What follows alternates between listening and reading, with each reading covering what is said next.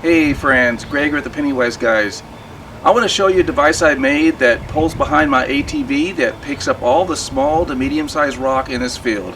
I have a lot of rock that was left over from when they did the leach lines, and they just spread the rock throughout the property.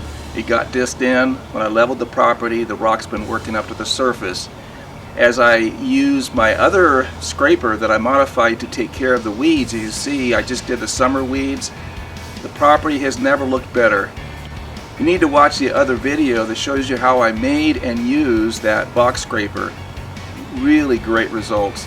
But it worked up the rock to the surface, and now I made a device that will actually remove that rock. So let me show you how I made it and how it works. Let's get started. My property has a lot of small to medium-sized rock throughout the property. This is the worst area. A lot of rock. I have continuous problems, and I'm gonna go ahead and get it picked up, and I'll show you how that's done with the device that I created that pulls behind the ATV to remove the rock.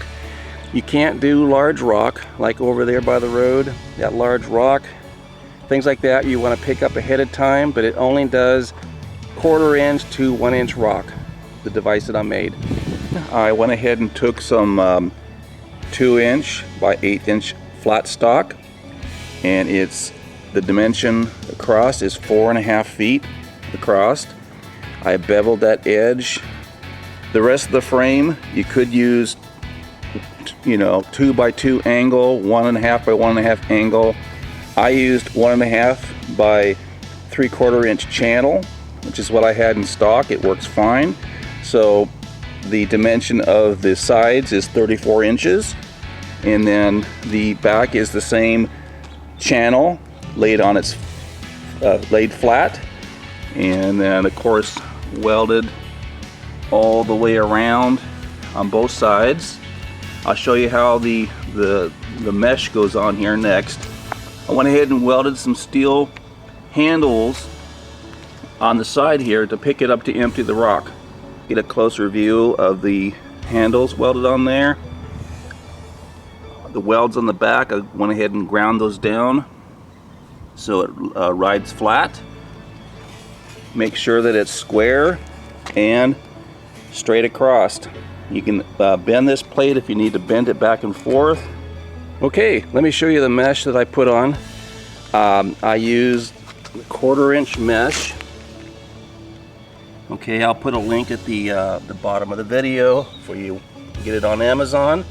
With tech screws, secured across the front, nice and tight, and then use washers all the way around. I went up the sides a couple inches above the channel to give it plenty of volume to get a lot of rock, and then I reinforced those areas there with silicone. I used mending plates across the back since that's a very stressful point there, reinforced with silicone with tech screws into the channel. Okay, and what I did is I decided that this wasn't high enough. I needed to give enough area between the screen and the ground for that dirt to filter through.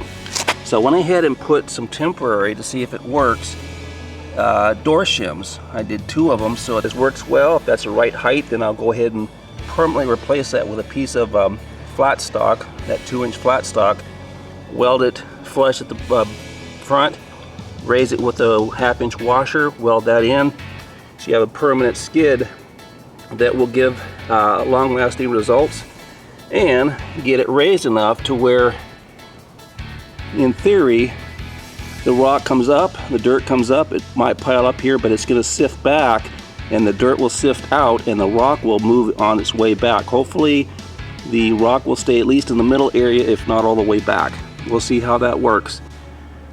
Aviation cable, and secured. I drilled a hole and put the ferrule on there, crimped it so it can't go through the hole on both sides, and brought it to a point about 3 feet away, and then made it a single double stretch over to a loop that goes around the hitch on the ATV, and that's about 3 feet there and roughly about 3 feet there. So around about 5 or 6 feet distance between the edge to the back of the ATV. You want to have enough space between the ATV and the deal to be able to pick it up and empty the rock. Okay, I'll show you that. I also want to mention that when I welded the flat bar, I gave it a 1 degree pitch to help get it to where I don't want to cut into the ground and get a lot of dirt, but I want it to be pitched enough to where that front edge is as close to the ground or just a little bit under to be able to kick that rock up. Here's the setup behind the ATV. As you can see, that point there, bringing it together, creates a lot of distance between there and the tire. So you'll have a tighter turning radius than if you went just straight without that point. That cable runs real close to the tire. If you turn too tight, it'll wrap around the tire and the axle. So that point is a must. Make sure you don't turn real tight so that doesn't get caught up in the wheel, but that's going to be a little tougher than not having that at all. If you guys haven't seen my box scraper that's modified to take care of these weeds, check out the video for that. It is a wonderful results in weed control. Not a single weed on the property, and it's all cut down. Next year my crop will be less because I got everything before seed, and so next year's crop will be a lot less, and keep it maintained that way, and it's going to be weed free for here on out.